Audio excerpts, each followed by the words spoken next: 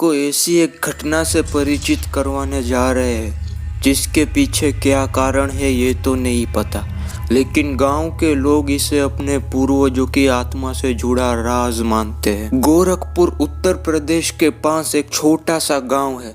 इस गांव की लगभग 5 एकड़ जमीन पूरी तरह खाली पड़ी है, लेकिन उल्लेखनीय बात यह है कि ये जमीन पिछले कई दशकों से खाली पड़ी है, क्योंकि यहाँ जो पेड़ थे वो भी या तो गिर गए या फिर कटवा दिए गए। इस जमीन पर कहा जाता है कि 2 बड़ी बड़ी हांडियां घूमती रहती है, 2 हांडियां जिनका मुंह एक दूसरे से जुड़ा हुआ है और वो इस जुड़े हुए मुंह के साथ पूरी जमीन का चक्कर लगाती है। जो भी उन हांडियों को पकड़ने की कोशिश करता है उसे असफलता ही हाथ लगती है। वो किसी के हाथ नहीं आती और कहाँ छिप जाती है ये कोई नहीं जानता। अब आप सोच रहे होंगे कि इसके पीछे जरूर कोई बड़ा राज होगा।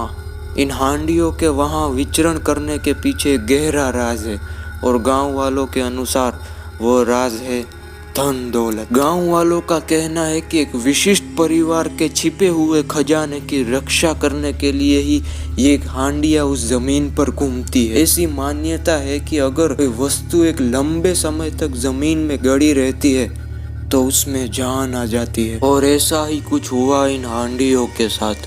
पहले के जमाने में जब ना तो बैंक हुआ करते थे और ना ही कोई लॉकर, तो परिवार के लोग अपनी धन दौलत को जमीन में गाड़ देते थे। काफी समय तक जमीन में गड़े इस खजाने की जब किसी ने खोज खबर नहीं ली तो वो खजाना जीवित हो उठा और उस जमीन पर भ्रमण करने लगा। लेकिन इतना बड़ा खजाना होने के बावजूद क्या किसी ने उन हांडियों को पकड़ने की कोशिश नहीं की? कोशिश तो की, लेकिन वो हांडिया किसी के हाथ आने के लिए तैयार नहीं है। कहते हैं इन हांडियों में उस परिवार के पूर्वजों की आत्मा है और वह जिसे अपने उत्तराधिकारी के रूप में स्वीकार करेंगे उसे ही ये खजाना सौंपेंगे। और अगर किसी ने जबरन उन हांडियों को पकड़ने की कोशिश की तो इससे जान का खतरा भी हो सकता है। अभी तक उस परिवार की सभी पीढ़ियां इस खजाने को पाने के लिए हांडियों को काबू में करने की कोशिश कर चुकी है, लेकिन किसी को सफलता हासिल नहीं हुई। तो ये थी कहानी खजाने के भूत की। अगर ये स्टोरी आपको पसंद आई हो तो वीडियो को लाइक,